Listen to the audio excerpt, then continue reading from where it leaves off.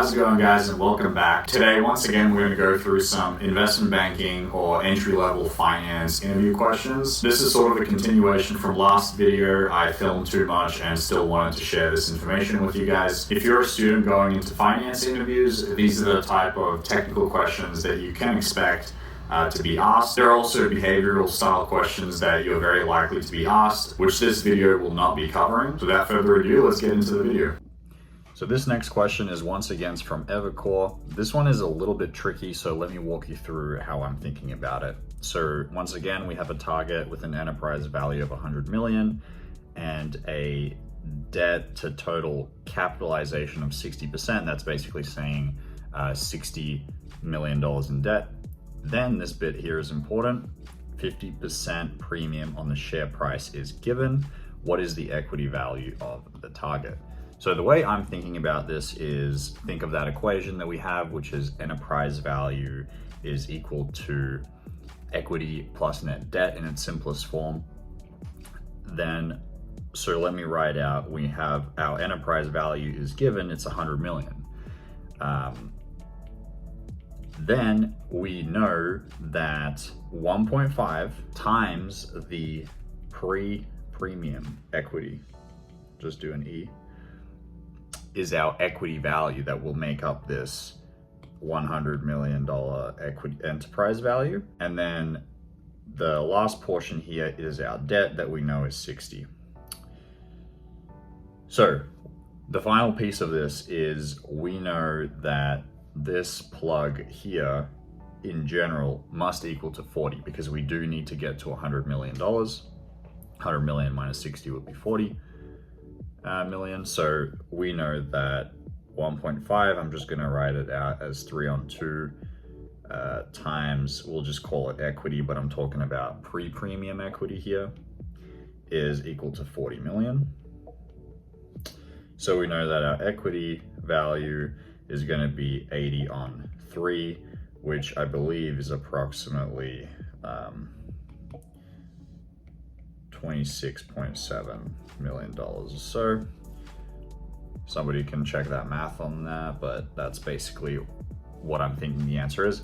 Now, if you interpret this slightly differently and you believe that the 50% premium is kind of provided to the equity value, then you're probably inclined to say that this value here is actually this value here is once again 40.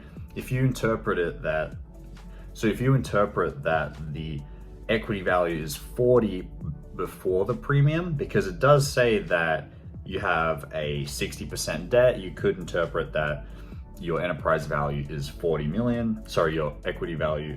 You could interpret that your equity value is 40 million and you apply a 1.5 multiple, and you multiply that by 1.5 to adjust for the 50% premium. You could come up with the result of $60 million for the equity value. I did think about it like this initially, but I think this might not be the correct way to go, because if that's the case, the enterprise value actually becomes 120. In the question, it says that the enterprise value is 100 million. So I wanted to keep that as a kind of a true fact without changing it, given this next piece of information, which was the 50% premium. And what we're really going for is this value here being the correct equity value that we're searching for. All right, so for this next question, we have one from Houlihan Lokey, another sort of middle market investment bank. Given an enterprise value of 500 million, secured debt of 75 million, and unsecured debt of 225 million, what is the equity value? So here, this is a little bit of a trick question just for education purposes. I'm gonna write out the more complete enterprise value formula, just so we can see how everything is working. So we begin with enterprise value. We actually need to sum up the value of common shares. Then we also need to know preferred stock.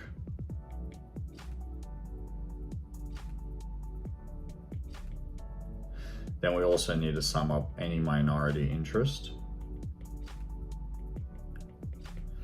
And then here we also have to have plus total debt.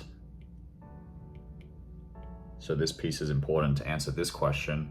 And finally, we subtract out cash and cash equivalents. So let's focus on this portion here. We know that secured debt and unsecured debt would actually both fall into the category of total debt on the balance sheet. So as a result, we just add those up, which equals 300 million. So our equity value is effectively the remainder of these shares that we have here. We're assuming it doesn't tell us how much cash we have, so let's just assume that this debt is net of the cash, and that means our equity value is $200 million. This comes from that initial 500 minus the $300 million in net debt.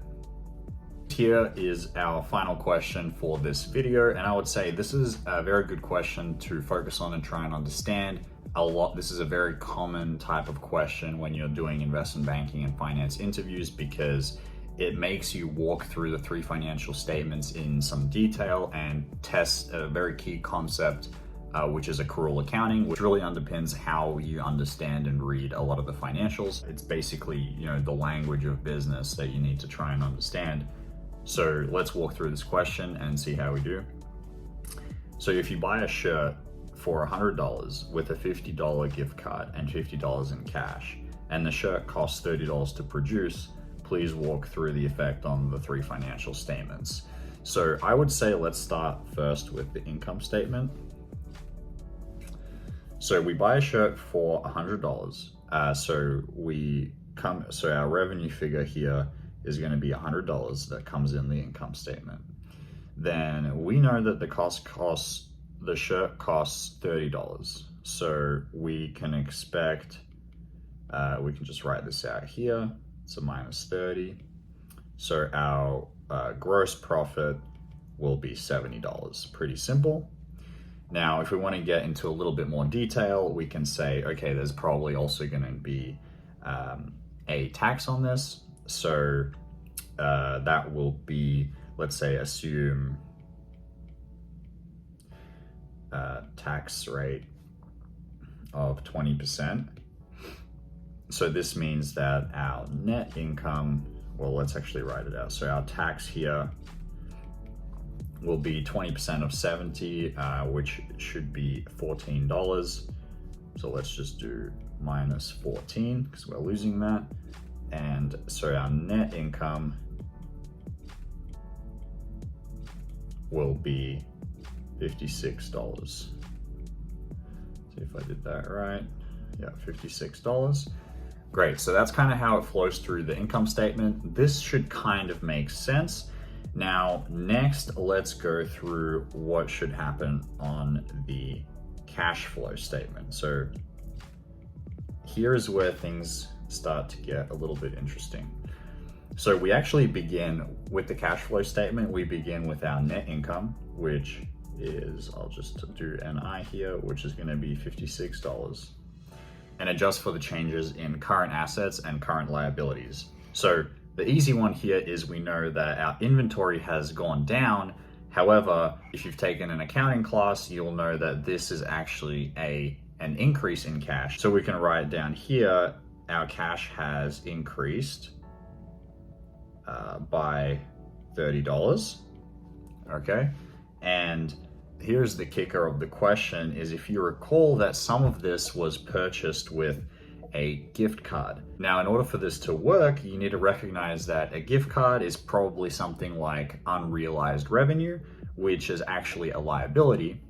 So in this case, our liability account will go down, which is a use in cash. Now, this might be a little bit confusing, but the best way to think about it is that our unearned or deferred revenue account has now gone down. Our liability has gone down because this indicates that we have actually recognized the revenue. However, we have not received the cash for it.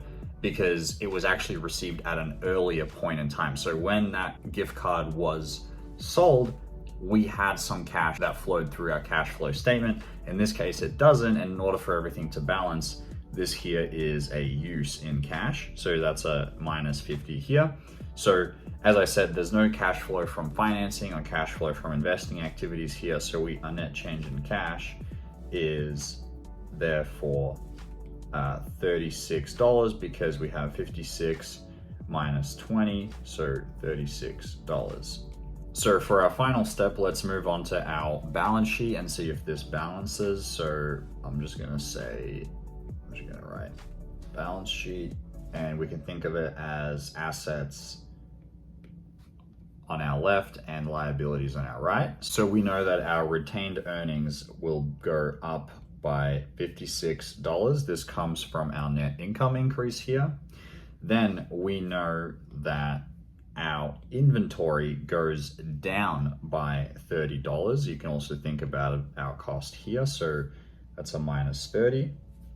Then we also know that our unearned revenue account has gone down by $50 because we have now recognized that revenue. So this is a minus 50 right here. And then finally, we have our increase in cash, which is our $36. To make sure that everything balances, we have 36 minus 30, which will give us a positive plus 6 here, and then a negative 50 plus 56, which also gives us a positive 6. And assets and liabilities was equity balances. There you have it. I hope that was helpful. To give you all a taste of what some of the technical questions may be in a finance or investment banking style interview. Please let me know if you guys have any questions or if you got slightly different answers from what I got. Once again, thank you guys so much for watching, and I'll see you in the next video.